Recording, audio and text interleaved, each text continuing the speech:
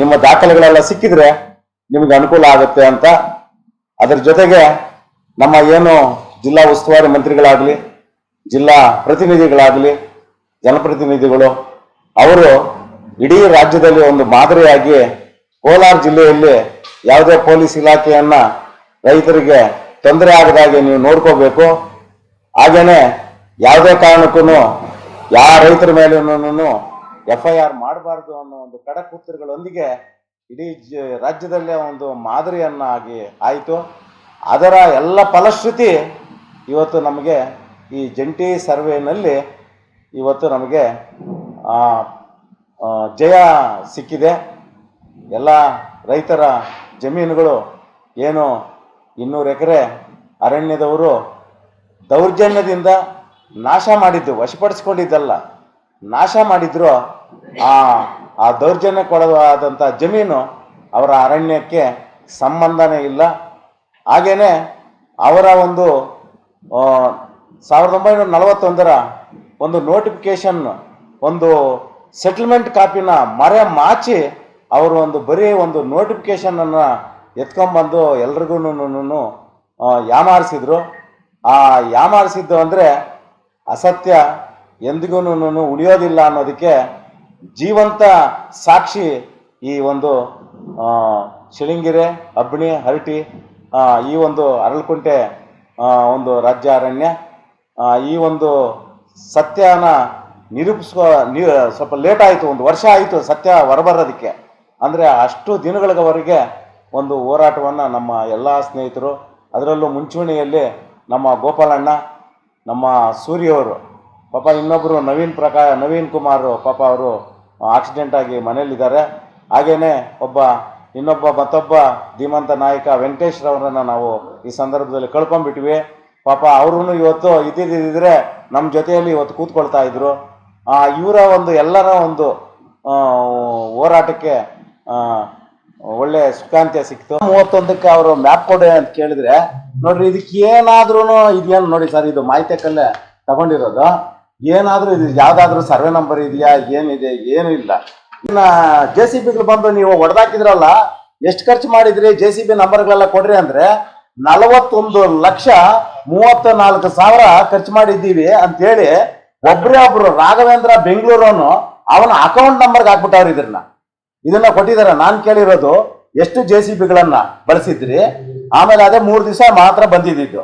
ಆ 3 ದಿವಸಕ್ಕೆ, ಒಂದು ದಿವಸಕ್ಕೆ 15 JCBಗಳಾದ್ರೂ 1.5 ಲಕ್ಷ, 3 ದಿವಸಕ್ಕೆ 4.5 ಲಕ್ಷ. ಆ 4.5 ಲಕ್ಷ ಅಂದ್ಕೊಂಡು ನಾವು ಕೇಳಿದ್ರೆ 41,34,300 ರೂಪಾಯಿನ ಡ್ರಾ ಮಾಡಿ ರಾಘವೇಂದ್ರ ಅನ್ನೋನು ಅವನ ಅಕೌಂಟ್ಗೆ ಹಾಕಿದ್ದಾರೆ. ಅಕೌಂಟ್ ನಂಬರ್ ಬೇಕಾದ್ರೆ ನಾನು ಇಲ್ಲಿ ಕೊಟ್ಟಿದ್ದಾರೆ, ಇಲ್ಲಿ ಅಕೌಂಟ್ ನಂಬರ್ ಕೊಟ್ಟಿದ್ದಾರೆ. ಈಗೇನು ರೈತರ ಒಂದು 200 ಎಕರೆ ದೌರ್ಜನ್ಯದಿಂದ ಬೆಳೆ ಎಲ್ಲ ನಾಶ ಮಾಡಿದಾರೋ, ಸುಮಾರು ಸರ್ಕಾರದ ಹಣ 41,34,300 ರೂಪಾಯಿ ಸರ್ಕಾರಕ್ಕೆ ನಷ್ಟ ಮಾಡಿದ್ದಾರೆ. ಕೋಟ್ಯಾಂತರ ರೂಪಾಯಿ ರೈತರಿಗೆ ಬೆಳೆಗಳು, ನೀರಾವರಿಗಳು, ಪಾಲಿ ಹೌಸ್ಗಳು ಮತ್ತು ಕಾಂಪೌಂಡ್ಗಳನ್ನು ಇದನ್ನೆಲ್ಲ ಒಡೆದಾಕಿರೋದಕ್ಕೆ ಇದಕ್ಕೆ ನಾವು ಈಗಾಗಲೇ DCRGನಲ್ಲಿ ಅವ್ರ ಮೇಲೆ ಒಂದು ಎಲ್ಲ ಫೈಲ್ ಪುಟಪ್ ಆಗಿದೆ. ಈಗ ನಾವು ಇಲ್ಲಿ ಜನರಲ್ ಆಗಿ ನಾವು SP ಅವ್ರನ್ನ ಭೇಟಿ ಮಾಡಿ ಇವ್ರ ಮೇಲೆ ಕ್ರಿಮಿನಲ್ ಕೇಸ್ ಬುಕ್ ಮಾಡಿ ಈ ಒಂದು ಏನು ನಷ್ಟ ಸರ್ಕಾರಕ್ಕೆ ಮಾಡಿರ್ತಕ್ಕಂಥ ನಷ್ಟನ ಮತ್ತು ರೈತರಿಗೆ ಮಾಡಿರೋ ನಷ್ಟನ ಅವ್ರ ಕಡೆಯಿಂದನೇ ಭರಿಸೋ ಹಂಗೆ ಮಾಡಬೇಕು ಅಂತೇಳಿ ನಾವು ಒತ್ತಾಯ ಮಾಡ್ತೀವಿ ಸರ್. ಇದು ಆದ ತಕ್ಷಣನೇ ನಾವು ಅದನ್ನೇ ಎತ್ಕೊಳ್ತೀವಿ ಸರ್. ಏನು ರಾಜ್ಯದಲ್ಲಿರ್ತಕ್ಕಂಥ ಗಡಿಭಾಗಗಳಿದಾವೆ ನೋಡಿ ಸರ್. ಆ ಗಡಿಭಾಗಗಳಲ್ಲಿ ಉದಾಹರಣೆ ಶ್ರೀನಿವಾಸಪುರ ಗಡಿಭಾಗ, ನಮ್ಮ KGF ಗಡಿಭಾಗ, ಬಂಗಾರಪೇಟೆ, ಬಾಳೂರು ಗಡಿಭಾಗಗಳಲ್ಲೆಲ್ಲನೂ ಈ ಅರಣ್ಯ ಪ್ರದೇಶವನ್ನೆಲ್ಲವನ್ನ ಏನ್ ಮಾಡಿದ್ರು, ಸೆಕ್ಷನ್ 4ಗೆ ಸೇರಿಸ್ಬಿಟ್ರು. ಅಂದ್ರೆ ಅದು ಅರಣ್ಯ ಅಂತ ಅದು ಕ್ಲಿಯರ್ ಆಗೋಯ್ತು. ಅದ್ರ ಪಕ್ಕದಲ್ಲಿರ್ತಕ್ಕಂಥ ಜಮೀನುಗಳೆಲ್ಲ ಕಂದಾಯ ಭೂಮಿಗಳು. ಇದನ್ನ ನಾವು ಅವ್ರಿಗೆ ಅರ್ಥನೇ ಮಾಡ್ತಾ ಇಲ್ಲ. ನಾನು RFOಗೆ ಹೇಳ್ತಾ ಇದ್ದೀನಿ, ನೋಡಪ್ಪ, ನೋಟಿಫಿಕೇಶನ್ನು DC ಮಾಡೋದು, ನೋಟಿಫಿಕೇಶನ್ನ ಇಂಪ್ಲಿಮೆಂಟ್ ಮಾಡಿಕೊಂಡ್ರೆ ಅದು ಅರಣ್ಯ ಆಗ್ತದೆ. ನೀವು ನೋಟಿಫಿಕೇಶನ್ನ ಇಂಪ್ಲಿಮೆಂಟ್ ಮಾಡ್ಕೊಳ್ಳಿಲ್ಲ ಅಂದರೆ ಅದು ಕಂದಾಯ ಭೂಮಿಯಾಗಿ ಇರ್ತದೆ. ಅದರಿಂದ ಇವತ್ತು ಏನು ಕಿರು ಅರಣ್ಯ ಅನ್ನೋದು ಇಲ್ಲಿ ರಾಜ್ಯ ಅರಣ್ಯ ಅಂತ ಮಾಡಿಬಿಟ್ರು ಇಲ್ಲಿ. ಆದರೆ ಎಡಹಳ್ಳಿ, ಅರಳ್ಳಿ, ಜಂಗಮಗುರ್ಜಿನಲ್ಲಿ ಅವೆಲ್ಲ ಕಿರು ಅರಣ್ಯಗಳಾಗಿ ನೋಟಿಫಿಕೇಶನ್ ಇದೆ. ಆದರೆ ಅಲ್ಲಿ ಕಂದಾಯ ಭೂಮಿಗಳಾಗಿ ಇವತ್ತು ರೈತರಿದ್ದಾರೆ. ಆಮೇಲೆ ಅದೇ ಥರ ನಾವು ಮುದುವಾಡಿ ಹೋಗ್ಬೋದು, ದಳಸ್ನೂರು ಹೋಗ್ಬೋದು.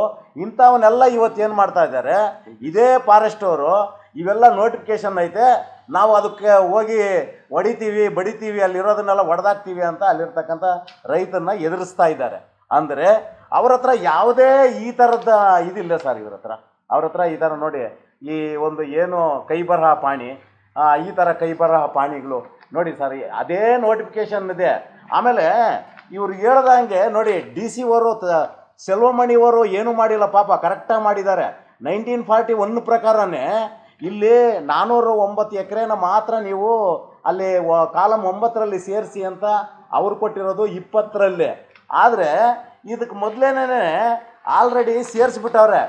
ಅವ್ರನ್ನ DC ಅವ್ರನ್ನ ಯಾಮಾರಿಸಿ ಇದು ಮಾಡಿದ್ದಾರೆ ನೋಡಿ ಸರ್. ಇಲ್ಲಿ ಕಾಲಮ್ 9 ಇದು ಮೊದಲೇ ಆಲ್ರೆಡಿ ಇದೆ, ಮರೆ ಮಾಚಿದ್ದಾರೆ.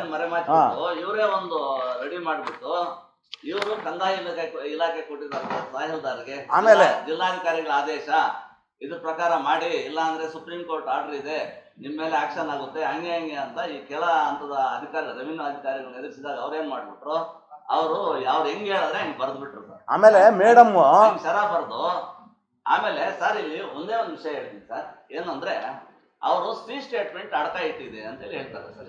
ಏನು ಇದೇನು ಈ ಫಾರಂ ನಂಬರ್ 9ರಲ್ಲಿ ಇಂಡೀಕರಣ ಮಾಡಬೇಕಾಗಿರೋದಕ್ಕೆ ಸಿ ಸ್ಟೇಟ್ಮೆಂಟ್ ಅಡಕ ಇಟ್ಟಿದೆ ಅಂತ ಹೇಳ್ತಾರೆ. ಸಿ ಸ್ಟೇಟ್ಮೆಂಟ್ ಇದೆಯಾ ಅಂತ ನಾನು ಕೇಳಿದ್ರೆ 1931 ಮುಂದೆ ಇದ್ರ ಬಗ್ಗೆ ಸ್ವಲ್ಪ ಹೋರಾಟವನ್ನು ನಾವು ಮಾಡ್ತೀವಿ. ಆಮೇಲೆ ಕೊನೆಯಲ್ಲಿ ಇನ್ನೊಂದು ಸಾರ್ ನೋಡಿ, ಇವತ್ತು ಏನು ಇವ್ರು ಹೇಳ್ತಾರಲ್ಲ 1941ರಿಂದ ಇವತ್ತು ಏನು ಅರಲ್ಕುಂಟೆ ಅರಣ್ಯ, ಆ ಅರಣ್ಯದಲ್ಲಿ ಇವತ್ತು ಲೆಕ್ಕ ಹಾಕೊಂಡ್ರೆ ಸುಮಾರು ಒಂದು 85 ವರ್ಷ ಆಯ್ತು. ಅವರು 85 ವರ್ಷದಿಂದ ಬರೀ ಯೂಕ್ಲಿಟಿಸ್ ಗಿಡಗಳನ್ನ ಇಟ್ಕೊಂಡಿದ್ದಾರೆ ಹೊರತು ಒಂದು ಅರಣ್ಯ ಅಂದ್ರೆ ಇವರು ಪರಿಸರಕ್ಕೆ ವಿನಾಶಕಾರಿ ಜನರು ಸರ್ ಇವರು. ಯಾಕಂದ್ರೆ ಅಲ್ಲಿ ಬರೀ ಯೂಕ್ಲಿಟಿಸ್ ಗಿಡಗಳು ಬೆಳೆದಿದ್ದಾರೆ. ಒಂದು ಪ್ರಾಣಿ ಕೂತ್ಕೊಳ್ಳಂಗಿಲ್ಲ, ಒಂದು ಪಕ್ಷಿ ಕೂತ್ಕೊಳ್ಳಂಗಿಲ್ಲ, ಅಥವಾ ಯಾವುದೋ ಅವು ಇವು ಅಥವಾ ಅದ್ರ ಪಕ್ಕದಲ್ಲಿ ಇನ್ನೊಂದು ಸಸಿ ಬೆಳೆಯಂಗಿಲ್ಲ. ಆಮೇಲೆ ಇದರಿಂದ ಏನಾಗ್ತಾ ಇದೆ, ಪರಿಸರ ನಾಶ ಆಗೋದ್ರ ಜೊತೆಗೆ ಅಂತರ್ಜಲಕ್ಕೂ ತೊಂದರೆ ಆಗ್ತಾ ಇದೆ. ಆಮೇಲೆ ಜಿಲ್ಲಾಧಿಕಾರಿಗಳು ಕಟ್ಟುನಿಟ್ಟಾಗಿ ಒಂದು ಆದೇಶಗಳನ್ನು ಮಾಡ್ತಾರೆ, ಯಾರೇ ರೈತರು ಇಂಥ ನೀಲಗಿರಿ ಮರಗಳನ್ನ ಬೆಳೆದಿದ್ರೆ ಇಮಿಡಿಯೇಟ್ ಆಗಿ ತೆಗೀರಿ ಅಂತ ನಮಗೆ ಹೇಳ್ತಾರೆ ಹೊರತು ಇವ್ರನ್ನ ಯಾಕೆ ಸರ್ ಇದನ್ನ ಇದುವರೆಗೂ ತೆಗೆಸಲಿಲ್ಲ. ಇದ್ರ ಬಗ್ಗೆ ನೆಕ್ಸ್ಟ್ ಪರಿಸರವಾದಿಗಳು ಯಾರಾದರೂ ಪುಣ್ಯಾತ್ಮರು ಯಾರಾದರೂ ಇದ್ರೆ ಪರಿಸರವಾದಿಗಳು ಮೊದಲು ಅಲ್ಲಿ ಹೋಗಿ ಈ ಒಂದು ಪರಿಸರನ ಸರಿಪಡಿಸ್ಬೇಕು. ವನ್ಯ ಬೀಟೆ ಬೇಡ, ಹತ್ತಿ ಮರಗಳು ಬೆಳೆಸಿದ್ರೆ ಎಷ್ಟೋ ಪ್ರಾಣಿಗಳು ಅದರಲ್ಲಿರ್ತಕ್ಕಂಥ ಹತ್ತಿ ಹಣ್ಣುಗಳು ತಿಂತವೆ. ರಾಗಿ ಮರಗಳು ಬೆಳೆಸಬೇಕು. ಅಂದರೆ ಒಟ್ಟಾರೆಯಾಗಿ ಪ್ರಾಣಿ ಪಕ್ಷಿಗಳಿಗೆ ವನ್ಯಜೀವಿಗಳಿಗೆ ಅನುಕೂಲ ಆಗೋ ಹಾಗೆ ಮತ್ತು ಒಳ್ಳೆಯ ಆಕ್ಸಿಜನ್ ಉತ್ಪತ್ತಿ ಆಗೋ ಅಂಥ ಸಸಿಗಳನ್ನು ಅಲ್ಲಿ ಬೆಳೆಸಿದರೆ ಒಳ್ಳೆಯದು. ಇಲ್ಲದಿದ್ದರೆ ಈ ಕೋಲಾರ್ನಲ್ಲಿರ್ತಕ್ಕಂಥ ಎಲ್ಲ ಒಂದು ಅರಣ್ಯ ಇಲಾಖೆಯವರು ಪರಿಸರ ವಿರುದ್ಧ ಇರ್ತಕ್ಕಂಥ ವ್ಯಕ್ತಿಗಳು ಅಂತ ನಾನು ಈ ಸಂದರ್ಭದಲ್ಲಿ ಭಾವಿಸ್ತಾ ಇದ್ದೀನಿ ಸರ್ ನಾನು.